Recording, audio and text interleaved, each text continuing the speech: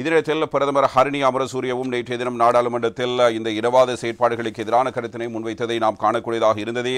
எனவே அரசியலில் தோல்வியடைந்தவர்கள் மீண்டும் இனவாதத்தை தூண்டிவிட முயற்சிக்கிறார்கள் என்றும் இனவாத செயற்பாடுகளை தோற்கடிக்க கடுமையான நடவடிக்கைகளை எடுப்போம், அரசியலுக்காக மக்களையும் மாகாணங்களையும் வேறுபடுத்திய காலம் முடிவுக்கு கொண்டு வரப்பட்டுள்ளது என்பது பிரதமர் ஹரிணி அமரசூரியனுடைய கருத்தாக அமைந்திருக்கிறது.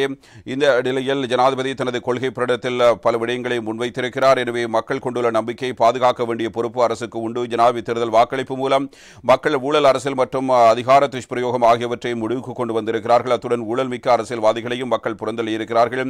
அனைத்தின மக்களையும் ஒன்றிணைத்து புதிய அரசாங்கத்தை மக்களாணையுடன் நாம் அமைத்திருக்கிறோம். அதிகாரத்தை திறந்த முறையில் மக்களாட்சிக்கு அமைய செயல்படுத்தும் பொறுப்பு அரசுக்கு உண்டு. மக்களின் எதிர்பார்ப்பை சிறந்த முறையில் நாங்கள் நிறைவேற்றுவோம். அதேவேளை புதிய அரசியல் மாற்றத்துடன் மக்கள் இனவாதத்தை புறக்கணித்திருக்கிறார்கள். அரசியலில் தோல்வியடைந்துள்ளவர்கள் மீண்டும் இனவாதத்தை தூண்டிவிட முயற்சிக்கிறார்கள். இனவாத செயற்பாடுகளை தோற்கடிக்க கடுமையான நடவடிக்கைகளை எடுப்போம். அரசியலுக்காக மாகாணங்களையும் மக்களையும் வேறுபடுத்திய